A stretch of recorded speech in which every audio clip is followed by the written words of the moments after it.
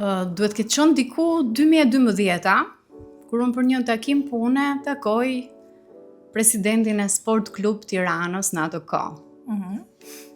I cili më thot, po, shumë okej për çfarë biseduam, por do të delegoj tek zëdhënësia e klubit dhe jam shumë i sigurt që do ta gjini gjuhën bashkë.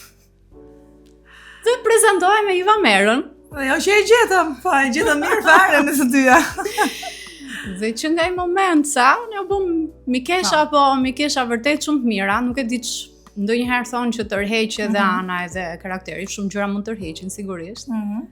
Po, si patriote që ishim, e gjetëm shumë mirë gjuhën, u bëm për kafe, dolëm, qëndruam, dejtëm, shkëmbyem, suportuam njëra tjetrën, ti më shumë në atë kohë.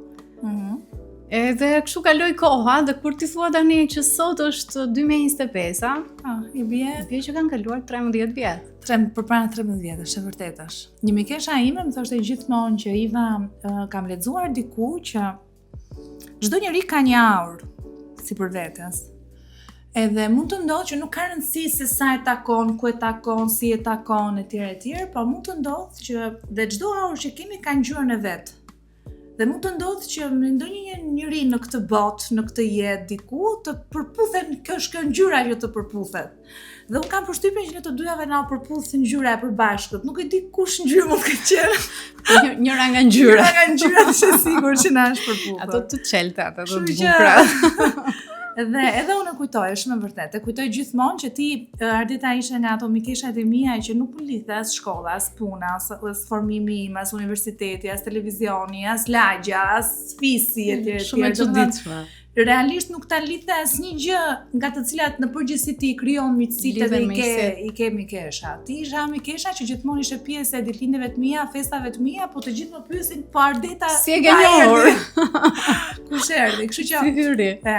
Kush është Ardeta, kështu që prandaj të mbaj mend sepse ishe një nga të paktat që unë pata kontakte, marrëdhënie pune, që më mbete në mendje dhe ne u ngjitëm, u lidhëm. Krijuam një zinxhir bashkë. Pastaj jeta larg, pak, shumë herë, shumë shpesh, shumë pak, nuk ka rëndësi, po mendoj që kemi mbetet gjithmonë aty, sa herë që takohemi. Në rëndësishme, ka përshtypjen që unë të mbaj mend në jetën time në gjërat më të rëndësishme të jetës time. Kështu që kjo tregon që edhe pse s'fund mi kam 2 vjet që të them hajde moj, ku je moj, se humbe moj. Dhe thesh, okej, unë për kafe s'po e shoh dot, që do të vi tek podcasti. Po, ishte një me për 2. Kështu që mirë se erdhe Iva, dhe shumë kënaqësi e vërtet që të kam këtu përballë, po jo vetëm si mikesha, se që të mos konfuzohemi, po si një sipërmarrëse, në fakt shumë të zonjën që jo se më ke surprizuar, sepse unë ti njoh aftësitë dhe e di që jep drejtim gjërave, por nuk e kisha menduar që do ishte sipërmarrëse full time. Sa që mua më ka marrë malli moj të shoh edhe në ekran, jo vetëm mua, nuk më do mendja vetëm mua.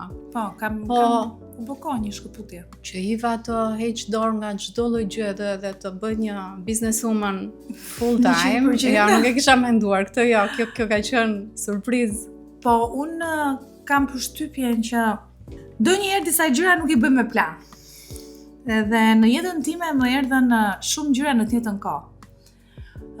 Njëkohësisht më erdhi një sipërmarrje e cila ishte familjare, por kuptoj që në familjen time mua më kishin varë Chelsea për të hapur atë derën dhe për të shkuar nga mbrapa kësaj gjëje që ne kishim marrë iniciativë, dhe nga ana tjetër në po të njëjtën kohë unë sapo mora lajmin që do bëhesha nën për herë të parë. Dhe për një periudhë shumë të shkurtër, sërish mora lajmin që po bëhesha nën për herë të dytë. Pa e marrë vesh që isha bërë nën për herë të parë. Kështu që të gjitha këto gjërat që mendojen më të rëndësishme në jetën tënde, mua më ndodhen në një periudhë kohe 2 vjeçare. Edhe për 2 vjet e gjithë jeta ime ndryshoi tërësisht. Mbaj mend në atë kohë të panktë kur ka lindur Arturi, djali i madh, sapo kisha fituar projektin e më të mirin në vend. Dhe ishte një projekt që unë kisha për vetë, nga haja kisha shumë për zemër. Dhe doja shumë. Pra, isha mësuar deri më atëherë që të më jepnin projekte dhe unë përshtatesha për t'i moderuar. Dhe deri diku isha mirë me këtë zgjedhje, pra nuk isha në një peshë shumë të madhe mbi supe që të më vriste ndërgjegje, sepse çdo gjë ishte e dhënë e dorëzuar. Detyra ime ishte thjesht ta moderoja. Natyra ime pak e thjesht babaxhane në ekran, nuk është se kisha shumë problem dhe kisha komplekse të tilla. Ndërsa më i miri në vend ishte produkti im. Ishte një produkt në cilin jam ulur dhe e kam shkruar gjatë, e kam ideuar, kisha përzgjedhur konkurrentët, kisha folur me të gjithë konkurrentët, me trajnerët e tjerë. Dhe pikërisht në momentin kur e fitova si projekt për ta realizuar, në ato momente mora njëkohësisht lajmin që po bëja nën. Dhe isha në një dyzim që s'dija çfarë të bëja përpara. Më vrull emocionesh që dhe mora përsipër që ta realizoja. Edhe besoj që më mirë në vend ka arritur 4 sezone, se tani nga ngarkesa kam përshtypjen që dhe nuk i mbaj mend fiks të gjitha, po e di që 4 vite rresht e kam bërë më të mirë në vend. Dhe ishte e vetmja arsye që e vazhdoja të isha pranë ekranit, pranë ati pasioni që unë kisha, ishte vetëm fakti që më i miri në vend ishte produkti im. Edhe nuk doja ta lija, se më dukej sikur ta delegoje. Po më dukej sikur Zoti më jepte të gjitha rrugët e pastra për të vazhduar, sepse projekti vetëm po fitonte, po shpallej, po kërkohej etj. Dhe i bindej që unë ta ndaloja të gjithë të gjën, jo sepse unë sapo kisha lindë Arturin, ndërkohë prisja Amarin, ndërkohë biznesi familjar sapo kishte marrë atë rrugën e vet, domethënë isha në një kolaps me kohën, me energjinë, me fuqinë, se ki parasysh kur je nën e re, fëmijë shumë të vegjël, natën pa gjumë etj. Kështu që vetëm ajo më mbante, fakti që më i miri në vend ishte produkti im, dhe kur e kam mbyllur Ardeta, nuk e di a ke qenë ti e ftuar në një nga puntatat e fundit, po. E kujtoj shumë shpesh atë që në puntatën time të fundit të më i mirit në vend kam shpërthyer në lot. Se dhe gjitha ngarkesë që kisha, aty ishte dita e fundit që unë do xhiroja, dhe ishte dita e fundit e asaj ngarkese dhe me sa duket nuk po e mbaja dot më. Edhe aty kam shpërthyer mbaj mend motra ime ka qenë e para edhe më tha mua të kam dalluar qërpikun se njeriu jot të jetë. Të kam dalluar tha qërpikët që po i lëvizje mos, thash, kjo do filloj të qarë, nuk do ta mbaj dot. Edhe aty pastaj ka qenë hera e fundit e imja që unë nuk pastaj hoqa dorë dhe u mora tërësisht me sipërmarrjen time dhe njëkohësisht edhe me fëmijët e mi. E kuptueshme në fakt, sepse televizioni ka një impenjim të jashtëzakonshëm, pastaj të bësh aq biznese sa ke bërë ti në gjithë këto, po duhet ta themi. Madje unë nuk di si ja bën, sepse impenjimin si mama nuk e heq dot, kështu që nuk mund ta kesh part-time. Përpiqem të thash edhe ti bësh dhe të suksesshme, se nuk po flasim të bësh numra. Po bënim atë bisedën shumë të bukur bashk, para se sa të ndizen kamerat. Jo se unë kam probleme të drejta, për mua është e njëjta gjë, po të thash jam përpjekur që atë kohën e lirë që kam, ose në momentin që iki nga puna, vrapoj edhe kam vrapuar gjithmonë drejt familjes edhe drejt shtëpisë, për të bërë qoftë edhe 3 gjëra, se 10 gjëra nuk i bën dot të sakta, po të paktën ato 3 gjërat e fundit ti bëja unë, për t'i vënë gjumë, për t'i larë, për t'i ushqyer, domethënë ta kisha një dorë të fundit edhe një dorë nëne aty brenda. Dhe me gjithë këtë sakrificën e mundshme që kam bërë, të thash në renditje nuk është asnjë mami e para. Është gjyshi, është nëna, janë gjithë të tjerët, vetëm mami nuk është e para. Kështu që imagjinoj pak sikur unë të isha natyrë që përveç se punës edhe biznesit të kisha vrapuar edhe në televizion, të kisha parë dhe karrierën, po dhe pak kotën me Ardetën, po dhe takimin me mikeshat edhe me shoqet, kam përshtypjen që nuk do arria dot fare që të rria me çunat, me familjen. Dhe të gjitha ankesat nga shoqëria që ku është Iva, se nuk është vetëm Ardeta. Po, janë shumë Ardeta. Shumë që kërkojnë Ivën. Kështu që kam përshtypjen që dashje pa dashje duhet të bëhen ose duhet të bllokohen disa rrugë që jo se nuk janë të rëndësishme, sepse miqësia për mua është investim. Por ama në këtë periudhë kohë që unë po kaloja, për momentin ishin më të rëndësishëm fëmijët e mi. Absolutisht, dhe jam totalisht dakord. Si rrallë herë kur flasim për çështje shoqëria, apo pse zvjen, apo pse zbëhemi. Është e kuptueshme. Pastaj në jetën e gjithë secilit unë mendoj që ka një fazë vrulli të jashtëzakonshëm, një lloj ingranazhi që të hyn edhe nuk del dot, sikur qëllon dhe përkon në të njëjtin moment me të bërit familjes, me të bërit biznes e të gjitha me radhë, kështu që duhet një balancë shumë e madhe për t'i ruajtur gjitha dhe për t'ia dalë dhe për të mos çeduar, pastaj edhe për të qenë prezente në jetën e fëmijëve aq sa ti do të doje. Kthehemi pak tek Sport Klub Tirana. Atëherë mua më bënte shumë përshtypje në fakt që një vajzë e re, shumë e bukur në mes të një klubi çunash, se ajo qershia mbi tort, por sigurisht tash edhe pak më parë menaxhoj edhe me gjitha ato kompetencat e tua e menaxhoje më së miri. Si ka qenë ajo fazë për ty? Do të kuptoj pak edhe pjesën e karrierës tënde, kur ti e ke ndier veten më të realizuar në karrierë, flasim për sa i përket televizionit, se pjesën tjetër pastaj. Vitet në klubin e futbollit Tirana, 4 vite kanë qenë, edhe sa që diskutoj dhe sa që i kthej memorjes. Të them të drejtën, kanë qenë vitet më të bukura. Për vetë faktin sepse ishte një gjë krejt ndryshe. Unë televizionin e kam prekur në faza shumë të hershme, do me thënë, unë kam filluar të punoj në televizion 18 vjeç, që do të thotë gjithë formimin tënd në një farë mënyrë emocionet e para e kisha filluar që t'i merja që herët. Nuk dua që të bëj edhe tani të mos themi të vërtetën. Unë vija dhe isha rritur me një baba artist, në një farë mënyre isha rritur në këtë vorbullën e artit, kamerave, koncerteve, artisteve, njerëzve të famshëm etj. Pra, nuk është se më bënte shumë përshtypje dhe nuk është se e përjetoja ndryshe. Ndërsa qasja me klubin e futbollit Tirana dhe me sportin, kjo është një gjë krejt tjetër. Mami ka qenë partizane e kësaj gjë, sepse mami duke qenë se ishte sportiste vetë voleybolliste dhe e donte sportin. Po, e ka dashur gjithmonë sportin dhe më thoshte që dëgjoj Iva, këtë punën duhet ta shohësh sepse ka disiplinë, pra të krijon identitet, krijon karakter. Sporti të krijon identitet. Nuk duhet ta shohësh vetëm thjesht një ndeshje dhe kaq. Mami ka qenë më pro këtij posti. Dhe në fillim fare, me të thënë të drejtën, e ndjeja pak veten jashtë kësaj fushë, se nuk është se kisha lidhje shumë me sportin, më shumë po me artin. Po fillova dhe të më futej, fillova të futesha vetë një herë në radhë parë të kuptoja se si funksiononin gjërat. Dhe pastaj sporti ka një gjë të bukur që mendoj unë që bashkon edhe artin, edhe sportin, edhe sipërmarrjen. Është ai pasioni, është emocioni, është adrenalina, ose është ai objektivi që ti gjithmonë ke një objektiv ku ti do të arrish. Do të thënë, nëse në sport ka gol, se bën gol futbollisti, në art ka gol se ti godet me një këngë, me një prezantim, me një godet me një produkt tëndin mediatik. Dhe në biznes ka gol sepse ti fiton një super klient në një moment që ti ke kohë që po e gjuan këtë si rast. Dhe kam përshtypjen që këto gjëra më kanë ndërhequr që ke të treja këto fusha, unë jam ndier mirë dhe edhe më ka pëlqyer. Ndërsa në aspektin e televizionit, ardita të them të drejtën, mendoj që faza më kulminante në ekran për mua ka qenë fiks kur unë kam heq dorë.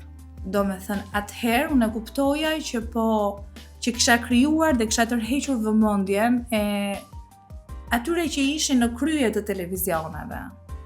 Dhe në një farë mënyrë këtë e shikoja nga ofertat të cilat më vinin për të moderuar produkte mediatike të mira në fasha orare dhe në orare të mira, pra jo më në orare dreke, mëngjesi, pra në orare që ishin shumë të rëndësishme. Dhe e kuptoja që kishte filluar Iva deri diku ta krijonte atë emrin e vetë dhe atë pozicionin e saj në ekran dhe në televizion. Dhe pikërisht të momente unë hoqja dorë. Ndoshta mendoj që ekzistenca ime në këtë moment në kulm më bëri që të heq dorë. Sepse po të isha pak më e tërhequr, nuk do mund të hiqja dorë se do mund ta kisha pranuar dhe të kisha një emision pak në një anë, fix. Ndërsa fakti që unë po e shikoja që po më jepeshin në dorë produkte mediatike shumë të rëndësishme, duke ditur dhe natyrën time që ti e di dhe më njeh shumë mirë që nuk para jam natyrë që e marr një gjë edhe e bëj kështu shumë lehtë. Po nuk e bëra siç dua, unë nuk e bëj fare. Dhe dija që do më merrte shumë kohë kjo gjëja, dhe donte një përgjegjësi, donte një gjë shumë të rëndësishme, kohën, energjinë time që t'ja jepja këtyre emisioneve apo këtyre produkteve mediatike që më ishin ofruar. Kështu që me një pyetje shumë të thjeshtë vetes time, e gjendur përpara pasqyrës, tash Iva ti duhet të zgjedhësh ose televizionin ose familjen edhe punën tënde. Dhe zgjodha, pa e them hapur, nuk jam bërë pishman fare. Dhe sigurisht ke bërë kam zgjedhur familjen time edhe njëkohësisht edhe punën. Punën time, ne kishim një sipërmarrje familjare të cilës them drejtën Ardeta nuk mund t'ja varja Chelsin qafë as nënës time edhe as babait. Pavarësisht fakti që I kisha krah, absolutisht. I vazhdoj t'i kem, por nuk mund t'ja varë totalisht dy njerëzve të cilët nuk kishin lidhje edhe nga gastronomia. Domethënë ishte e tepërt kjo gjëja. E dija që po I bija shumë qafë. Përveç dëshirës mirë për të marrë ata përsipër dhe për të ndihmuar në çdo gjë. Patjetër vazhdojnë sot e kësaj dite, po ama. Çdo prind. Ndonjëherë nuk duhet bësh edhe shumë egoiste, kështu që. Sa ka qenë favor fakti që t'ishe vajza e Behar Merës? Në ekran apo në jetën time? Në fakt edhe në biznes, po edhe në ekran. Edhe në biznes për faktin që Behari është një figurë shumë e njohur dhe shumë popullore për të gjithë, kështu që edhe në biznes fakti që njerëzit kam përshtypjen që më shumë më ka, ose e kam ndier unë, më shumë më ka ndikuar në rastin e sipërmarrjes tonë familjare, prezenca babait. Pra, krijon një klik ke njerëzit, mbetesh në mendje, kujtohesh kollaj, ngelet, restoranti i aktorit, nuk e ngatron. Pra mund të hapeshin 10 restorante, po është hapur një, po kurse restoranti i aktorit është identifikueshëm. Pastaj kuptoj që shumë herë edhe kur bisedoj, e them, shiko, Iva ti bëre një gjë, po e bëre të mirë, domethënë bëre një restorant, po e bëre të mirë. Bëre një restorant që ka 10 vjet dhe vazhdon akoma ka të brandin që nuk po e ulet. Se shumë e vështirë ta mbash. Të mbash ritmin, mendoj unë, është shumë e vështirë. Është një gjë ta ndërtosh edhe një gjë tjetër është ta mbash. Dhe unë kam përshtypjen që ne na u lidhen shumë mirë Ardeta gjërat, që do të thotë emri babit solli klientët, pozicioni mamit mbajti fort atë anën shumë të rëndësishme që është kuzhina, dhe pozicioni im mbajti klientët me mikpritje. Dhe unë mendoj dhe them që një klient, nëse ti I jep një ushqim të mirë, nëse ti I fal një aredim të këndshëm dhe nëse ti I fal një mikpritje shumë të ngrohtë, nuk ka pse mos kthehet prapë. Kështu që këto përpoqem që ti lidhnim bashk. Po që ti lidhim bashk këto gjëra, na duhet që ne të lidheshim aty të tre. Nuk kishte mënyrë tjetër. Kështu që ne u lidhëm aty, edhe hoqëm dorë nga jetesa në Tiranë dhe shkuam atje ku ishte kjo gjëja, që të ishim të tre të lidhur bashkë me njëri tjetrin. Të mungon Tirana, Iva? Edhe pse e par nga këndvështrimi im tani, unë të kam zili. Kur mendoj ku zgjohesh në mëngjes, se si e pina të kafe. E u pisa shumë me qetësi. Deri aty sa fillon lufta e ditës.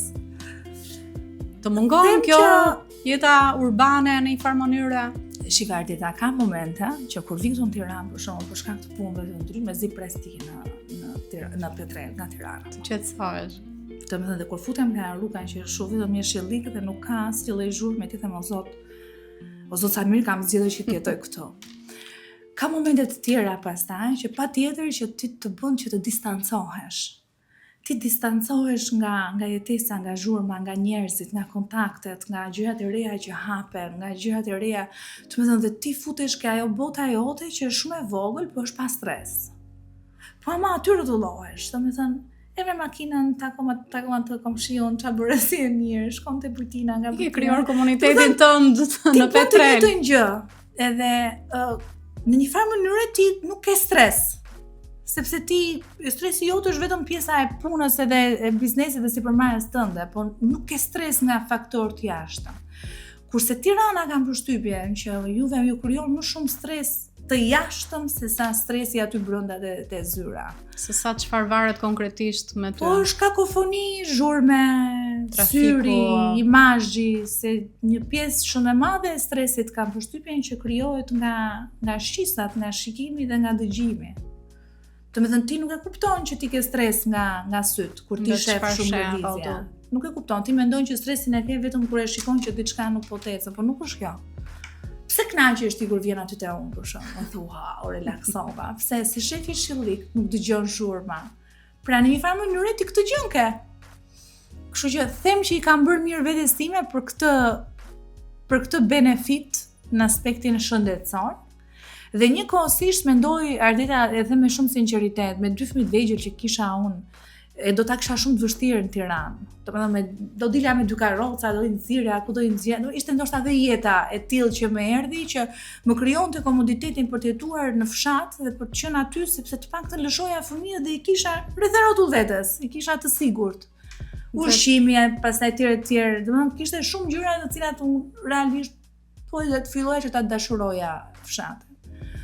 Dhe sot mendoj që me këto mënyra e rrugëve që janë bërë, infrastruktura etj, nuk e larg më. Pastaj unë me të thënë drejtën, jo tani është luks të jetosh aty ku jeton ti në fakt, kështu që kam përshtypjen që Petrela, jo tani, por edhe më parë nuk mendoj që dhe nuk realisht nuk është e drejtë ta quash fshat, pavarësisht se quhet fshat emërtimi që i kanë dhënë, sepse është një zonë goxha e zhvilluar, është shumë afër Tiranës, nuk e ndan asgjë nga qyteti. Domethënë përveç se këtyre benefiteve që sapo thash, nuk e ndan asgjë nga një qytet i zhvilluar. Kështu që me thënë të drejtën për ta përmbyllur përgjigjen e pyetjes tënde, jo, nuk më mungon Tirana. Nuk më mungon. Më bëhet qefi. Edhe do të vija komshie, po, më shumë kënaqësi.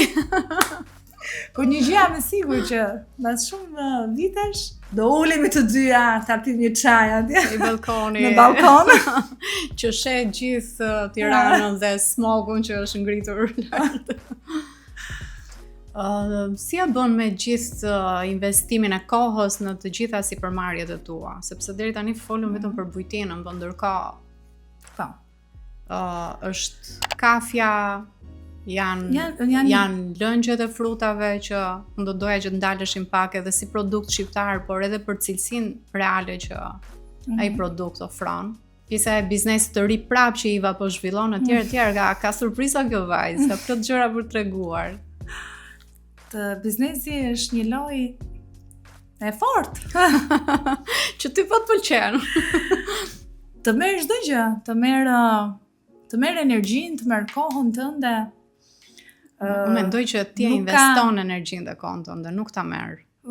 Nuk e di pse, më duket që është një lojë pak e huaj, le ta quaj. Pse e quajt huaj, s'është të merr gjërat më të rëndësishme të tuat edhe nuk të premton diçka mbrapsht. Pra, në një farë mënyrë nuk është se të thot, po ma veti këtë, unë do t'jap këtë. Nuk ka rregulla, nuk ka një libër rregullar që le t'i lexojmë dhe themi që po e bëm këtë veprimin do marrim këtë gjë. Nuk ka një linjë limiti. Ti futesh aty në të rrethin edhe në këtë vorbullën edhe është një instinkt i brendshëm më pas që nuk të lë që të tërhiqesh. Dhe nuk të lë që të tërhiqesh sepse e di që ka një gjë mbas kësaj sfide, mbas i dështimi, mbas i zhgënjimi. Prandaj është një lojë në cilën ti vazhdon rrotullohesh. Tani nuk është se është kështu 100% e sigurt ose le ta themi që nuk ka raste përjashtuese, sepse ne njohim, kemi dëgjuar shumë njerëz të cilët janë futur në sektorin e sipërmarrjeve dhe në biznes, edhe janë tërhequr sepse e kanë parë që ore kjo gjë nuk shkon dhe më mirë të tërhiqem sot se sa të më marrë dhe ato 10 gjëra të tjera që i kam lënë në një anë. Po në përgjithësi, në momentin kur biznesi fillon të ecë dhe ti ke kuptuar se cilat janë truket për të penetruar në treg dhe në një farë mënyre për të ngulitur te klienti, them që është shumë e vështirë për të kthyer mbrapa. Të njëjtën gjë na ndodhi ne, sepse unë mund të kisha mbetur edhe me atë bujtinën, me atë sipërmarrjen tonë familjare. Po u zgjerova sepse deri në atë momente ne ishim në sektorin e shërbimit, po ishim vetëm te pjesa e restorantit. Edhe po e kuptoja që duhet ta hapja gamën, po prap brenda këtij sektori, sepse aty e ndjeja veten time të fuqishme. Dhe ajo që i mshova fort ishte fakti i gjetjeve të produkteve cilësore. sepse ndryshe unë nuk mund të çaja ndryshe në treg. Unë nuk kisha një fond shumë të fuqishëm marketingu. Unë nuk kisha miq shumë të fuqishëm për të bërë pjesë e marketeve, rrjeteve të rëndësishme, bareve, restoranteve, etj. Unë isha një Ivan e cila dija ta bëja shumë mirë atë gjën time të vogël dhe kuptoja se si funksionon tregu, por dija edhe një gjë tjetër që duhet të gjeja produktet shumë cilësore, të cilat t'ingilja në mendje atyre njerëzve të cilët i provonin këto produkte. Ja, të depërtoje me cilësi. Nëpërmjet cilësisë. Dhe nga ana tjetër kisha krijuar dhe vazhdoj akoma sot e kësaj dite, kam një, edhe kjo është e pa vetëm këtë gjë nuk arrito që ta toleroj dhe me stafin tim, është që të gjitha produktet që ne ofrojmë, në qoftë se stafi im nuk i beson, në qoftë se stafi im nuk i provon, atëherë nuk mund t'i shes. Kështu që këdo që t'isha afër dhe këdo që po arria edhe të gjithë të strukturën që po ngrija paralelisht, pra ku flasim për strukturë përshitje, agent terreni, furnitor etj. Ishin ende në fazën ata provonin produktin, e pëlqenin, e merrnin për familjarët e tyre, flisnin për tek miqtë e tyre, pra po forcoja nga ana tjetër pjesën e stafit të cilët do marrësisnin produktin, por jo duke i gënyer Arteta, por duke ia dhënë mundësinë që ne do ndalim në treg me këtë produkt. Dhe ky produkti është 1, 2, 3, 4 dhe ju provojeni. Duke forcuar paralelisht këtë gjën, e pash që dhe duke siguruar nga ana tjetër këtë produktin cilësor, fillova gradualisht që të merresha me pjesën e shpërndarjes së këtyre produkteve, përveç se në restorantin tim, që pa diskutim ato janë edhe do të jenë gjithmonë. Njëkohësisht ishte shumë mirë që këto produkte të kishin mundësi që të ishin në vende të ndryshme, në pika të ndryshme të kryeqytetit të Tiranës. Dhe dashi pa dashi më duhej një hapësirë. Dhe këto hapësira u quajtën coffee shopet nam. Dhe këto hapësira u quajtën në një farë mënyrë showroom-e të këtyre produkteve. Dhe pse jo, njëkohësisht edhe të shpërndanim jo vetëm në Tiranë, por edhe në të gjithë Shqipërinë, tek ata njerëz të cilët kishin interes të konsumonin këto produkte cilësore. Dhe kështu nisi. Edhe nisi si me kafe, e cila nuk ndalet vetëm tek kafea kokër, po ndalet edhe tek bustina, tek decafeinato, tek kakao, cappuccino, çokoladë bar, çokoladë zezë, të gjitha bio, të ardhura nga Italia, të certifikuara atje. Dhe njëkohësisht ndala te rëngjët e frutave, të cilat realisht them që është i vetmi produkt që unë e dashuroj pa mas. Unë kam pirë dhe kam konsumuar pafund në kohën kur jam qenë shtatzan dhe njëkohësisht fëmijët e mi vetëm eliksirin pinë, nuk pinë asgjë tjetër. Dhe është një produkt në të cilën në fakt emrin e keni goditur, sepse është vërtet. Por unë mendoj që është një produkt që nuk ke pse të bëhesh pishman, a pive 1 litër, a pive 2, a pive 3, do me thënë përveç se sheqerit të frutit, që dhe po të hash 5 kg mor, edhe po të hash 5 kg portokall, do me thënë është mos e normale që do ndihesh i rënduar, se ka sheqerin e vetë frutit, por që përveç sheqerit për kur momenti që nuk ka as ujë, tani unë nuk di çfarë të them, domethënë. Një produkt që nuk ka as ujë. Një mike isha ime më thoshte mua, "Ifa më bën përshtypje, pse një herë kur e ble një shishe në eliksirit më del shumë i mirë. Dita herën tjetër kur e ble më del si i thartë." Thash, "Po se mollët nuk janë njësoj." Ja, varet si qëllon. Tash varet që ne nuk bëjmë vetëm mollë të kuqe. Ne bëjmë për shembull mollë mix, janë me të gjitha llojet e varieteteve të mollës, varet këthith makineria, bën vakike një shishe kanë shku më shumë mollë të verdha se sa mollë kuqe, dhe normal ajo deli çik më ëmbël, dhe ngjyra del pak më zbet. Si logo që bëjmë në shtëpi pra. Kështu që jo gjithmonë është njësoj dhe ajo aty duhet të jetë më e bukur kur klienti ta marrë dhe shohë që nuk është njësoj. Gjërat që janë njësoj janë gjëra të cilat kanë konservant, kanë formula brenda. Kjo gjëja futi 5 gram kështu, futi 2 gram kështu, dele kuqe dhe kështu e kuqe do dali gjithmonë. Nuk ka rëndësi se çka ka brenda. Ndërkohë që kjo gjëja është pa ujë, pa formula, është vetëm me produkt, me frut. Varet, njerë është i pjekur më shumë se ç'duhet, njerë nuk është i pjekur, etj. Dhe sa lëngjë kemi ne tani? Tani kemi 6. Neve kemi futur tek Ju keni filluar vetëm me lëngë molle. Me lëngë molle. Po.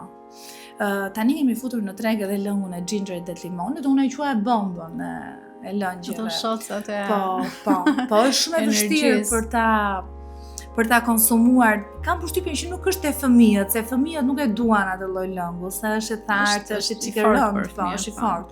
Por tek të rriturit duhet të shihet si një produkt i mirë për shëndetin, domethënë, nuk duhet shihet se po pi një lëng frutash, e kupton? Dhe po më shijon. Duhet shihet si një gjë që duhet pihet çdo ditë mëngjes, edhe mbaroj historia.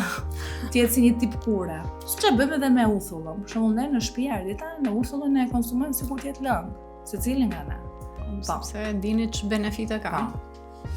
Kështu që këto janë edhe ato bizneset e mdhaja. Se ai bëret sigurisht shumë. Se s'ke thënë dhe një tjetër. Këto që asun se kam shumë të qartë, se s'jemi takuar, të thash.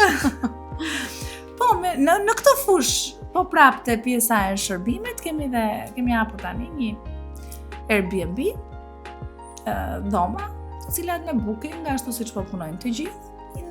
Thënë sa po janë hapur. Po, s'fundmi kam parë, se ti nuk është se bënda shumë marketing, jo, nuk e ko. Ti do që gjërat flasin vetë.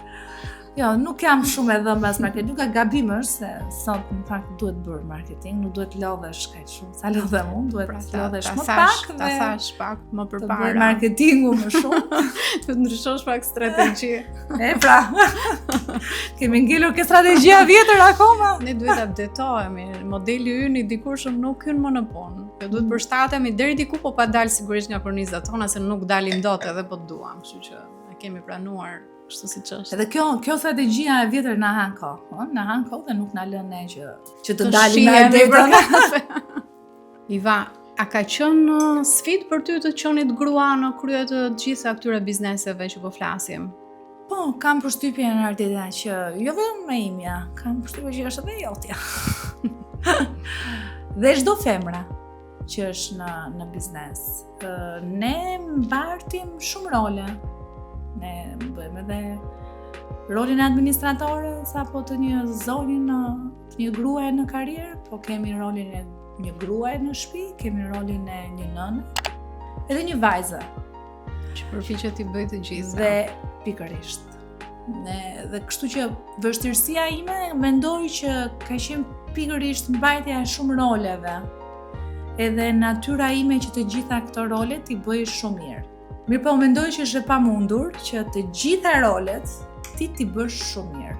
Kur dëgjoj ndonjëherë disa personalitete që janë shumë të sinqert edhe thonë që dëgjoj unë dështova te njëri nga këto rolet, aty e kuptoj dhe them që gjej veten time.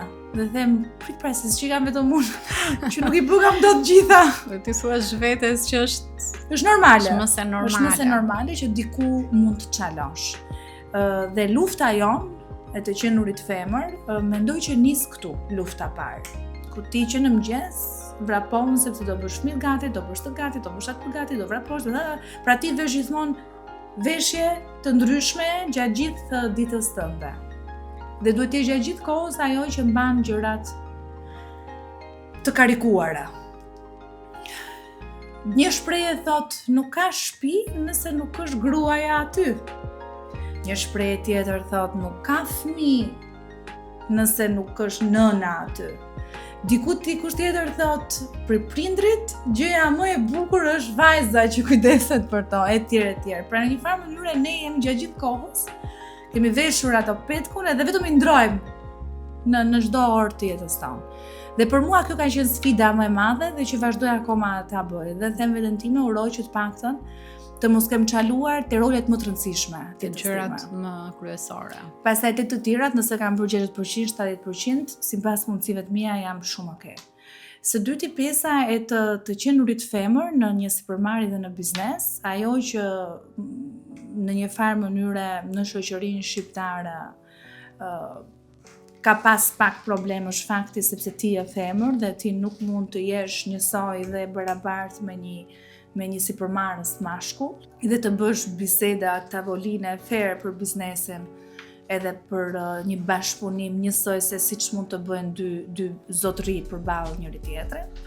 Por këtu të them të drejtën, mendoj që me kalimin e kohës dhe shembujt që na ka treguar shoqëria shqiptare, ku kemi parë zonja të suksesshme, të cilat e kanë dalë, tregojnë që ky mentaliteti ose ky paragjykimi kohët e fundit po fillon dhe të venitet, dhe unë për këtë jam shumë e kënaqur.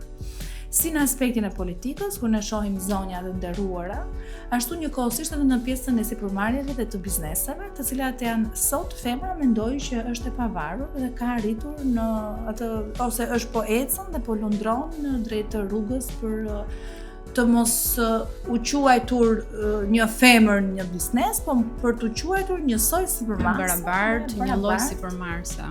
Me një lloj vendimarrëse. Edhe me gjinën tjetër, po. Ka Iva pengje në çfarë ka bërë? Ta kisha kapur në vendin e parë të kalamajt. Se ngela ke vendi 8. Ky është pengu. Po, kalamajt ti e ke marrë shumë seriozisht. Kalamajt e kanë thënë si është për të... E them këtë se më vjen shumë keq, për shembull, kur kujtoj disa momente kur fëmijët kanë qenë shumë vegjël, edhe unë nuk kam arritur që t'i shijoj. Për shembull, kur kanë thënë mamit për herë të parë, kur kanë hecur për herë të parë. Të gjitha këto gjërat e rëndësishme unë i kam marrë në telefon. Që Arturi po ecën për herë të parë, a marrë sa po foli, ta këtë fjalën, etj. Domethënë, ndoshta këto janë ato sikletet e mia që them s'duhet t'i kisha lënë aq të vegjël dhe të kisha vrapuar për të puna direkt. Po ndoshta shumë ka ardhur jeta edhe nuk s'dua dhe shumë ti mendoj. Janë momente që ti ke qenë aty prezent. Po tani 24 orë është e pamundur, edhe sikur të mos kesh impenjime ti edhe në supermarket të shkosh, është një moment që nuk është se zgjedhim që të ndodh pikërisht kur je ti aty, por ti ke qenë prezent në të tërën, në tërësinë e tyre. Po këto janë pak a shumë pengjet mamave që thënë po duhet t'isha edhe aty, po pse s'isha edhe këtu?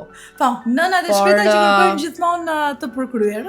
Absolutisht që ti ke qenë aty në maksimumin tënd, madje para kohësh kur unë hapa punën time, më duhej që sigurisht isha gjithë kohës jashtë, nga mëngjesi në darkë dhe fatmirësisht më ndihmonte i më me fëmijët, por erdhi një moment që më tha, moj vajzë, ta çfarë po bën? Që ta kuptoj. Thash, mama po punoj, po përpiqem të ndërtoj një punë dhe më duhet jem gjithë kohës pra të investohem, s'mund ta bëja ndryshe. Po më tha, ke fëmijë ti? I thash, po sigurisht që kam, po fakti që kam marrë dhe një angazhim që mos jem ajo mamaja shtëpiake, dhe të rri 24 orë me to, patjetër, por që në të njëjtën kohë po përpiqem t'i ofroj një ardhmë më të mirë që është po në shërbimin e tyre. Kështu që sigurisht që asnjëherë nuk e gjejmë atë ekuilibrin perfekt. Jeta, unë them gjithmonë, është një cost opportune, nuk mund të jesh 100% në të gjitha impenjimet e tua, por fakti që ne kemi qenë aty dhe jemi aty në çdo moment rëndësishëm duhet vlerësuar. Dhe jemi të afta të bëjmë çdo gjë dhe të arrijmë çdo gjë që kemi arritur. Kështu që ky nuk ishte një peng. Ndërkohë në lidhje me biznesin, Ardita, ashtu siç ta thash me plot sinqeritet përpara, vazhdo të ta them. Ndoshta kam zgjedhur një fushë të vështirë, dhe e cila më ka marrë shumë energji, shumë kohë dhe shumë mund.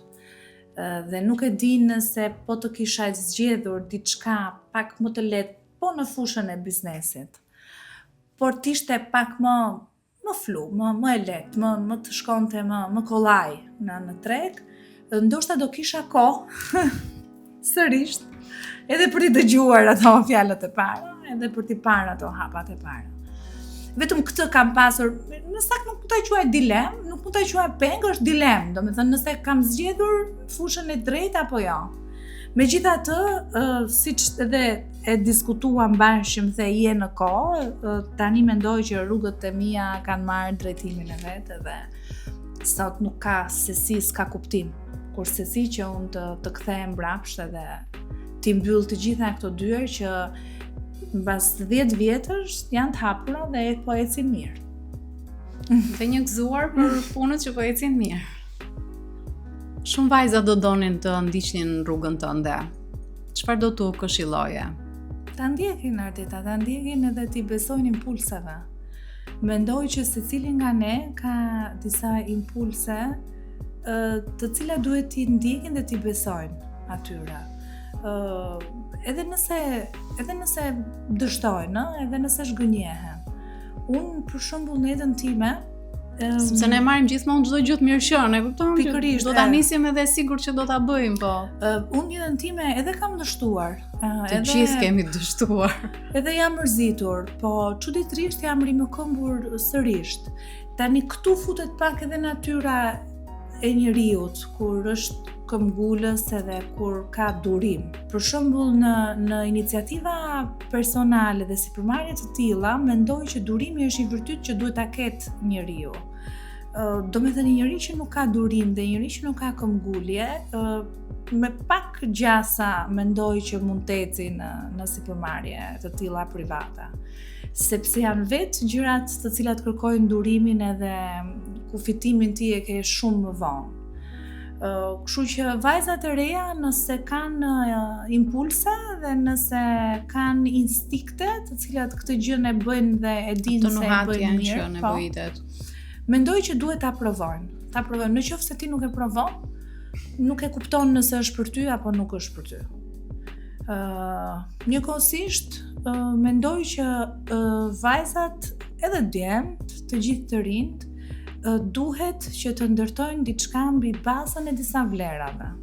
Është shumë rëndësishme në një biznes të jesh i pastër. Është shumë mirë të ndërtosh një biznes të pastër. Sepse nëse ti e fillon mbi baza të pastra dhe të forta dhe mbi të gjitha të sinqerta, shumë gjasa ka të arrish aty ku do ti, apo të arrish edhe një sukses, edhe më shumë se sa ti e ke parashikuar. Kur them të pastra dhe të sinqerta, e kam në lidhje me produktin që ata i ofrojnë klientit, e kanë me mënyrën dhe mesazhin që ata përcjellin te audienca, të cilat mos të jenë mesazhe të zbukuruara apo kopertina të bukura, po të jenë me përmbajtje të thellë, të mira dhe të pastra, të sinqerta. Sepse vjen një moment ku konsumatori të njeh. Konsumatori sot është i zgjuar, është i ditur, ka informacion, nuk e gënjen dot, nuk e mashtron dot. Kështu që edhe në momentin kur konsumatori e njeh realisht dhe e sheh që çdo fjalë, çdo mesazh që ti i ke përcjell, i ka dalë ashtu në atë lloj mënyre, atëherë ai krijon besimin. Dhe them që nuk ka gjë më të bukur nëse konsumatori fillon të besojë produktit dhe imazhit që ti përfaqëson. Dhe nuk ka gjë më të keqe nëse konsumatori e kupton që ti e gënjen. Kush do ishte këshilla që ti doje të kishe marrë përpara se ta nisja sipërmarrjen tënde? Këto që sa po thash. Do doje që ta thonte dikush ty apo jo? Tani mirë do ishte për shembull që të kisha dikë ku të më tregonte që disa gjëra duhet të bëheshin me kohën. Të kisha dikë që të më tregonte që hapat e mëdha vinë mbas hapave të vogla. Të më tregonte që jo gjithmonë pritshmëritë janë aq sa ti i ke krijuar në kokën tënde. Dhe jo gjithmonë sukses do të këthot para. Shumë e bukur, Iva. Shumë e bukur. Me qënë se s'fundmi, çdo kush po flet për inspiring. Pa. Çfarë e frymëzon, Iva? Tani mendoj që në kapitulli më i bukur i jetës time, në librin tim Ardeta, janë fëmijët, mendoj unë. Nëse më përpara ishte një dëshirë imja personale për të pasur diçka timen edhe për të qenë në një farë mënyrë e pavarur, po njëkohësisht edhe për të qenë mbështetje për familjen time, me që ishte iniciativa e tyre për të pasur diçka të vetëm. Sot eci përpara sepse dua t'i lë një gjë të mirë, të sigurt, fëmijëve të mi. Edhe gjithmonë përpiqem që t'i marr edhe afër vetes edhe të më shohin se sa shumë punoj dhe se sa shumë lodhem për të fituar ato gjëra të cilat më pas u plotësoj atyre dëshirën. Ashtu sikurse gjatë gjithë kohës i flas dhe i them që ju do të rriteni dhe mami mezi po pret që ju t'ju ketë në krah. Kjo dëshira ime për t'i pasur ata partner në sipërmarrje, në biznes, mendoj që është gjë vetme, është dëshira, është frymëzimi, është imazhi që kam përpara syve dhe mendoj që në ato momente do të jem totalisht e përmbushur. Ti shoh ato të dy të drejtojnë këtë gjën që nëna e tyre e ka nisur me shumë mund. Ata në ato momente do të kërkojnë prapë një gjë më të inshallah jo. Në sigurt. Është krejt normale. Çfarë është një gjë që të ka bërë entuziaste së fundmi? Se një nga gjërat që neve s'na bën më përshtypje asgjë sot është pak e frikshme, por të gjesh entuziazëm dhe një lloj dëshire për të bërë gjëra të reja. Çfarë është një gjë që do përmendje? Për shembull, kohët e fundit, duke qenë se një nga iniciativat tona së fundmi kanë qenë pikërisht le ta quajmë to studio room, dhomat e vogla të cilat ne i japim për klientët edhe për të huajt, për turistët e tjerë. E kisha shumë të lehtë, prandaj them që ka të bëjë shumë me njeriu, ne kisha shumë të lehtë që ta delegoja dikujt këtë gjë. Edhe e kisha njëkohësisht shumë komode dhe me kohën, që mos më hante shumë kohë të merresha me këtë gjë. Mirë po natyra e njeriut, prandaj them ka lidhje gjithmonë natyra. Natyra ime, edhe pse ndoshta nuk do merrem asnjëherë vetë me këtë gjë, natyra kurioze dhe natyra që dua t'i shoh dhe t'i prek nga afër të gjitha, vendosa që të ndjek një trajnim lidhje me Booking dhe Airbnb, sepse doja të isha në mirë informuar se si funksionon strategjia, se si funksionon lëvizja e çmimeve të dhomave, kur vendoset më shumë, kur nuk vendoset, sezoni, ulja, fundjava, kjo, ajo, përgjigjja, sa rëndësi ka shpejtësia e përgjigjes, mënyra e përgjigjes etj. Dhe në atë kakofonin timet dhe rutinën shumë të ngarkuar të ditës, gjeta kohën, dhe njeriu gjithmonë gjen kohën për atë gjë që do, kjo është e sigurt, gjeta kohën për ta marrë një numër të saktuar seancash trajnimi, pikërisht për Booking edhe Airbnb, edhe mendoj që më ka bërë të ndihem shumë entuziaste kur kam dalë edhe mendova që po si është puna e njeriu, sa më shumë kohë kalon dhe sa më shumë gjëra të reja që ti mëson, aq më shumë e kupton sa e paditurje. Edhe mendoj që procesi i të nxënit është procesi më i bukur që nuk duhet t'i ndalet askujt. Jo vetëm ne që jemi në kontakt përditshëm me zhvillimet e reja, me zhvillimet e teknologjisë, me mënyrën dhe strategjitë e reja të biznesit, por për çdo i cili jeton në një shoqëri dhe është pjesë e saj. Procesi i nxënjes të fushave të ndryshme duhet jetë një proces i vazhdueshëm. Sa aty ti e kupton realisht se sa i vogël je ti në të gjitha ato gjëra e madhe edhe njohuritë të mëdha që ti ke përpara. Iva, të falenderoj ashtëmase shumë për gjithë çfarë ndave, për gjithë çfarë solle dhe uroj vërtet shumë që vajzat si ty t'i ketë sa më të shumta, jo vetëm sektori turizmit, por sektori sipërmarrjes në Shqipëri dhe jo vetëm. Vajza që sjellin energjinë e tyre, risi, një lloj këmbgulje që nuk stepen dhe nuk dorëzohen përballë asgjëje. Dhe kjo është fuqia e femrës në fakt. Kjo kështu duhet ishte, kështu duhet jetë. Të falenderoj shumë për gjithë çfarë Dhe ta faleminderit edhe ta them jo vetëm si e ftuar, por njëkohësisht edhe si mikesha jote. Kështu që unë e di që çdo fjalë jotja është shumë e sinqertë, sepse nëse unë them 3 gjëra, e di që në 2 prej tyre ti e ndjen veten tënde. Kështu që le ta quajmë një bisedë edhe një ftesë mes mikeshas mbas 2 vjetësh. Kjo nuk do të thotë që atë kohën e kafes ti nuk do ta gjesh. Jo, sigurt do ta kemi. Gëzuar dhe Faleminderit suksese. Shumë, gëzuar.